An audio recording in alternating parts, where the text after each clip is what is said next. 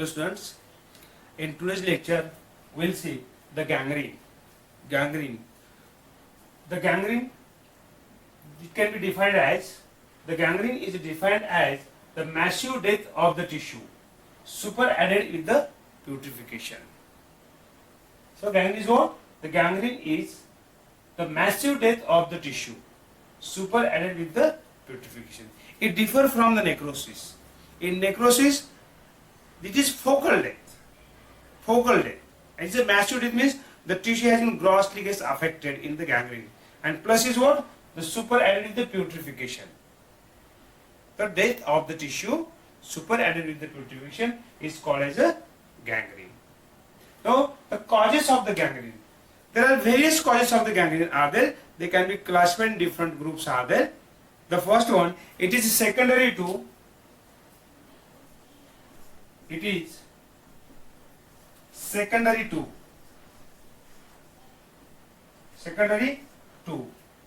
one is arterial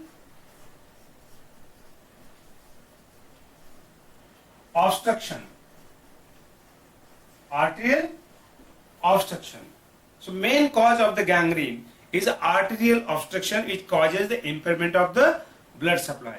This may be due to atherosclerosis,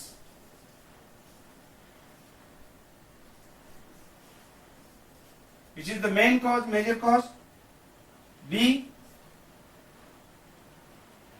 embolism, arterial embolism. C, other causes, or we can say the vasospastic disease, or vasospastic diseases. These are Raynaud's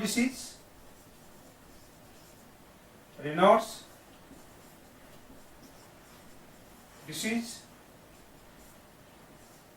ergot poisoning,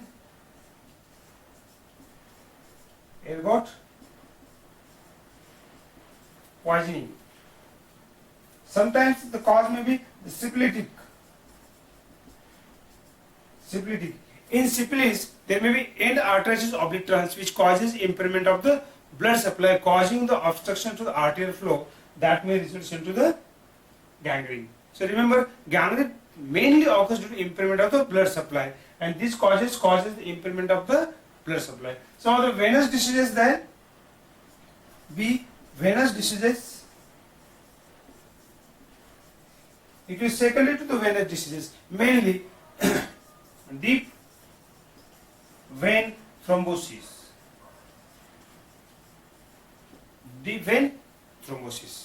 It may be secondary to some nerve causes. That in case of the syringomyelia, pubis dorsalis, and the peripheral neuritis, that may result into the impairment of the blood supply and causing the gangrene. In this one, additionally, you can take one, the diabetes mellitus.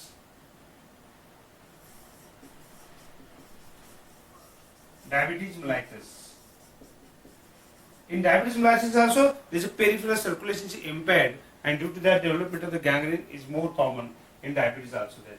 So it is secondary to these ones, either the arterial obstruction, venous obstruction, or nerve affections, or nerve diseases, we can say, diabetes mellitus.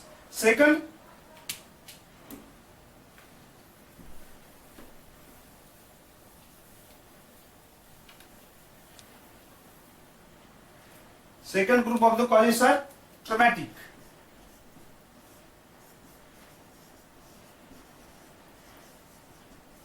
Traumatic causes are there. Traumatic, the trauma may be either direct or indirect. Direct or the indirect. Indirect trauma, it may be physical thermal,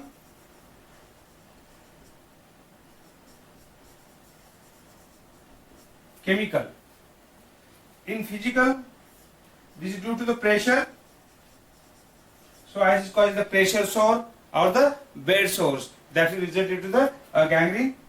Thermal, it may be due to the hot, heat or the cold. It is due to burn and scars. And in the cold, it is due to frostbite. Frostbite.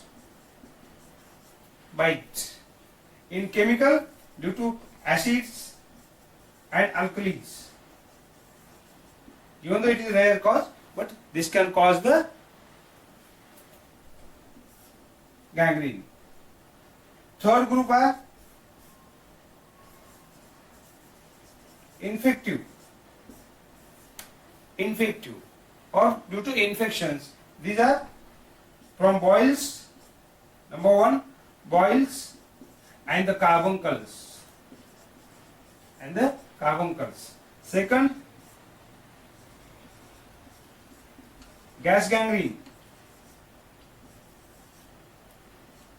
diabetic gangrene,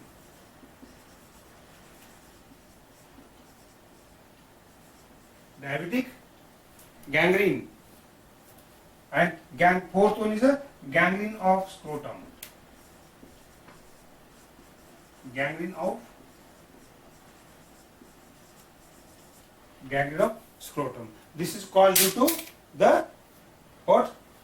The infections are there. In this one, in infections, most common gangrene is a gas gangrene. While carbuncle is the second one most. Carbuncle is a gangrene of the skin. Gangrene of the skin there. Isn't it? So these are the causes of the gangrene. There is the types of the gangrene. Types of the gangrene.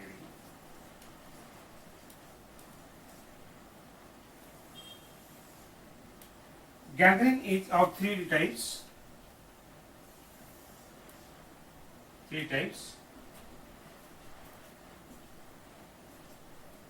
That is, number one,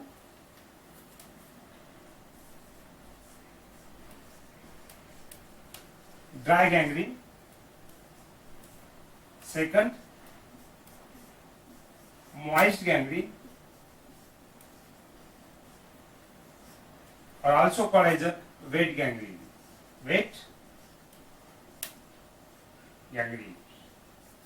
And third one is gas gangrene. The first one is dry gangrene. Dry gangrene, it is a type of the gangrene where affected part remains dry. The common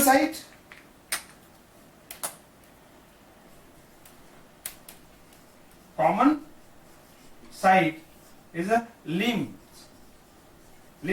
especially lower limb. Especially lower limb, and main cause of this gangrene is impairment of the blood supply, that is ischemia, that will lead into the death of the tissue and leads into the gangrene superadded by the putrefaction. This occurs in the lower limb is there where affected part becomes dry, cold due to loss of the temperature, emaciated as a mummified, then discoloration of the varying degree is dependent upon the time of the gangrene, how much long the gangrene is to be there. Depending upon that, the color gets changed. We will discuss later how the color gets changes there. And in case of the dry gangrene, there is a line of demarcation. Line of demarcation means what? There is a line formed by the granulation tissue that is separate the affected tissue, means dead tissue, from the healthy tissue. That is called line of demarcation. The line of demarcation, it is present into here. So like this. Suppose this is the foot of the person, and the gangrene is extended here up to here. This portion has this case affected. So this is affected portion, and this is a non-affected portion is there. And this line, what you showing? It is line of demarcation in between these two parts, which affected and there is a line of demarcation. So it is formed by what? Granulation tissue, which separates the affected part, dead part, from the healthy part is there. The second type of the gangrene is a moist gangrene. This is also called as a wet gangrene. This is a type of the gangrene where the affected part, the gangrenous part, is in a moist, or wet. That's why it is called as a moist gangrene there. Common site,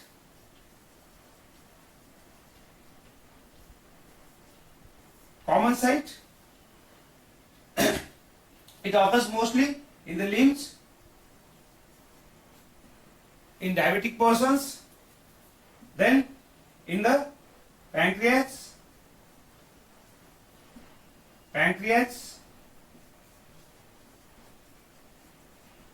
bowels, that is in intestine, scrotum. So dry gangrene doesn't occur in the viscera. Moist gangrene occurs there. How it differs from this one? Moist gangrene. In moist gangrene, the affected part is a moist or the wet, as compared to that of the dry gangrene. As seen in a dry gangrene, it is a dry. Their part was emaciated, mummified. Here part is swollen, isn't it? And there is no line of the demarcation. In case of the moist gangrene, there is no line of demarcation as seen in the dry gangrene. The third one gangrene, the gas gangrene. Actually, it is a variety of the moist gangrene, but it's called the gas gangrene because this is, in this one, there is the accumulation of the bubbles of the gas into the affected part. That's why it is called as a gas gangrene. It is caused by the infection caused by the Clostridium welchii. It most common in the war wounds, in the soldiers, isn't it? In case of the burn wounds are there. So these are the types of the gangrene.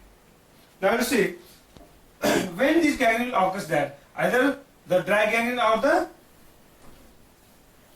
moist gangrene. The formation of the either the dry gangrene or moist gangrene depend upon the various factors are there. When does the dry gangrene is formed? Dry gangrene is formed if, number one, if there is slow arterial obstruction. So what because there is slow impairment of the blood supply. So that's why there is no sudden death of the tissue. Then the dry gangrene occurs. First one is what? If the arterial obstruction is slow.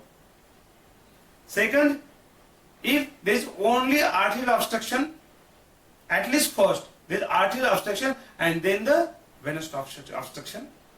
Third, the affected part is not previously edematous or wet. Fourth, if the affected part is already infected, affected part is already not infected. This is it. See, and the fifth one is that if the part is open, that where evaporation of the water will occurs, that which exposure to atmosphere, which will be caused the dry gangrene, preventing the moist gangrene. Do you understood? When the dry gangrene develops, I will repeat again. Dry gangrene is developed if the arterial obstruction is slow. Second, if there is only arterial obstruction, at least first, there is no venous obstruction.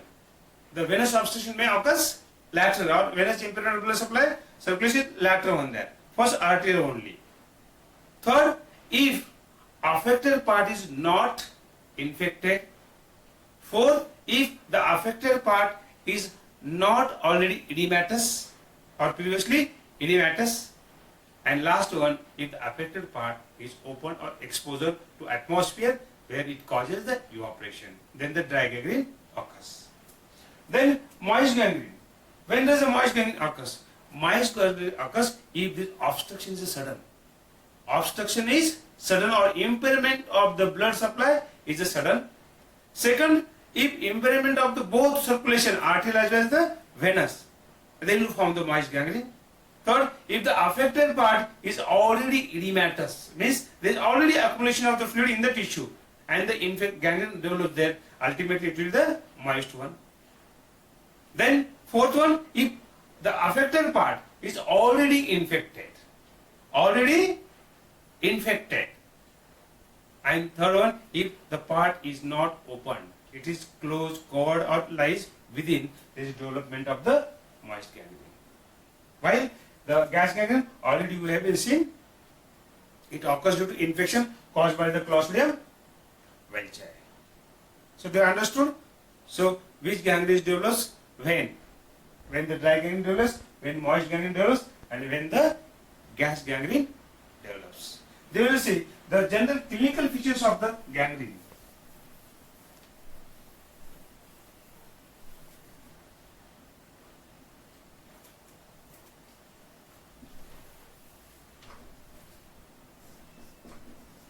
Clinical features of gangrene. First one, loss of temperature. So there is loss of temperature. The affected part becomes cold, calm. Isn't it? Affected part becomes cold or calm. Calmy. कैसे? Calmy. Second, in case of dry gangrene, the affected part is shrunken, or you can say mummified.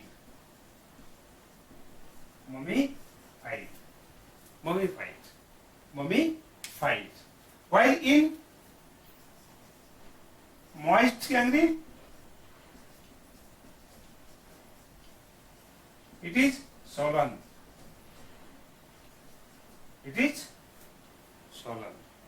And wet, or you can say moist. And here you can say it is dry. Part is dry. Affected part is remain dry. Then third, loss of sensation.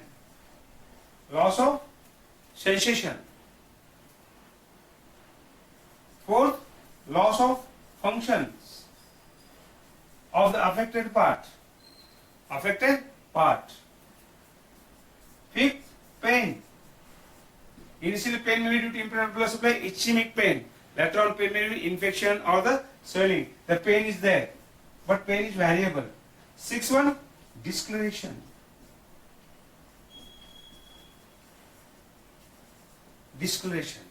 Now discoloration varies with the development of the gangrene. First it will be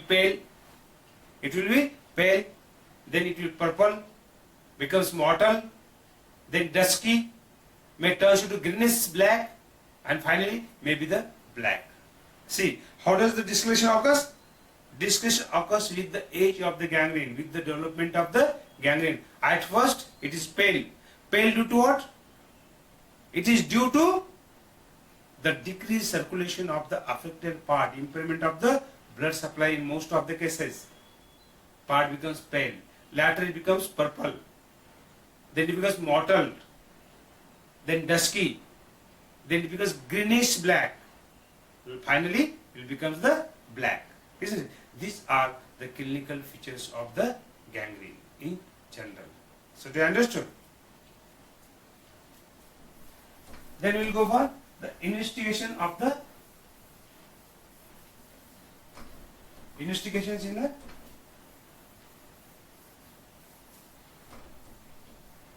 investigation of the gangrene. First of all, you have to take the proper and detailed clinical history. After taking the clinical history, you have to go for the certain investigations in case of the gangrene. These are number one, urine examination.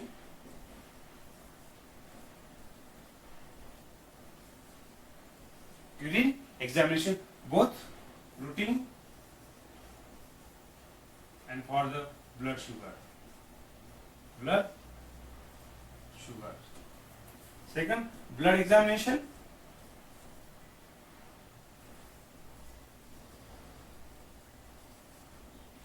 Blood examination, both CBC and for sugar. Yes, here or the sugar, urine sugar or the blood sugar. Should we both take fasting as well as postprandial after meal? Fasting. Here also you can take fasting as well as the postprandial, isn't it? After food. Then state X-ray of the affected part. State X-ray of the affected part to see the calcification or the extent of the wound infections up to where the wound infection has been extended. Then ECG for know the cardiac activities. Then if required, arteriography or angiography.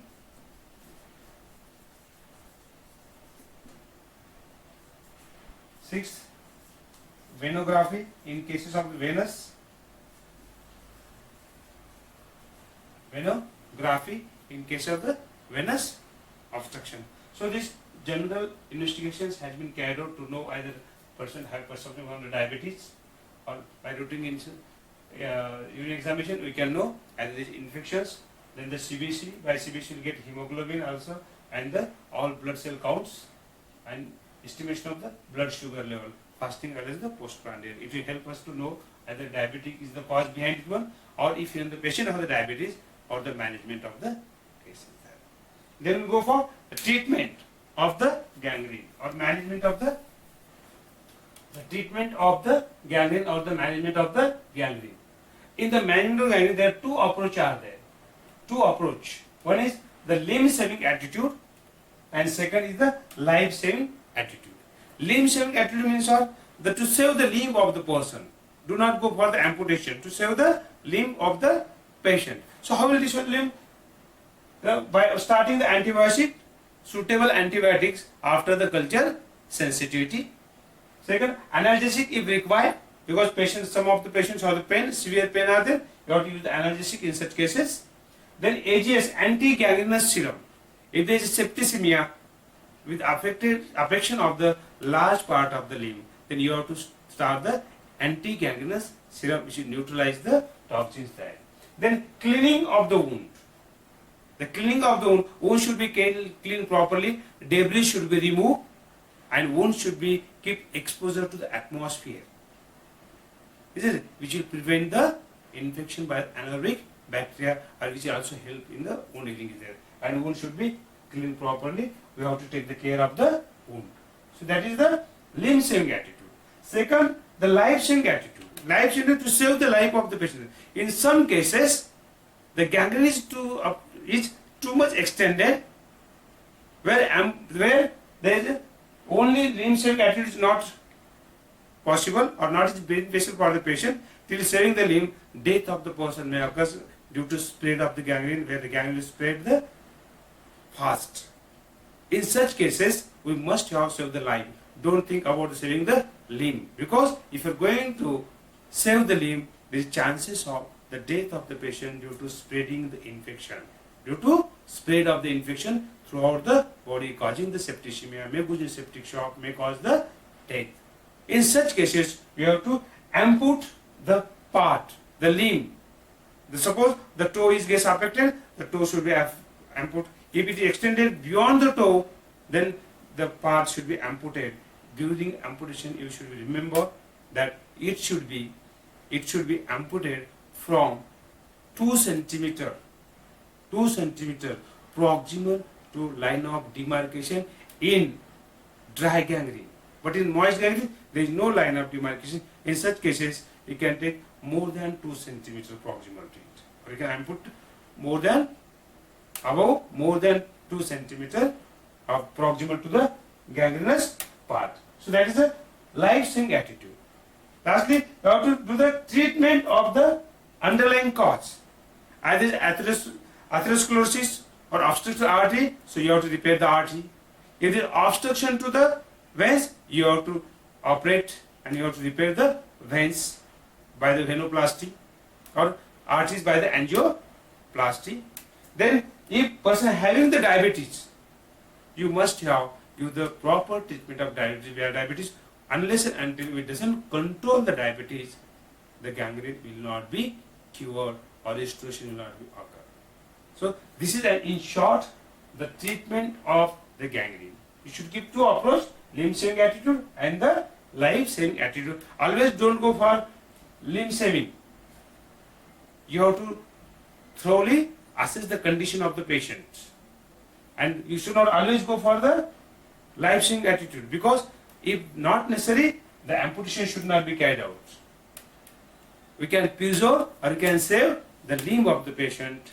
At that time, you have to take this approach, limb saving attitude. But if there is a sufficient time to continue the medicinal treatment, we have the time for the medicinal treatment, and there is no danger for the life of the patient, that time we can keep this approach. But there is a dangerous to life of the patient, then you have to go for life-saving attitude, amputation. Don't think that time about the limb. Otherwise, the death of the person will occur that. And of course, at last, the treatment of the underlying cause according to that cause. They understood? So this is an gangrene.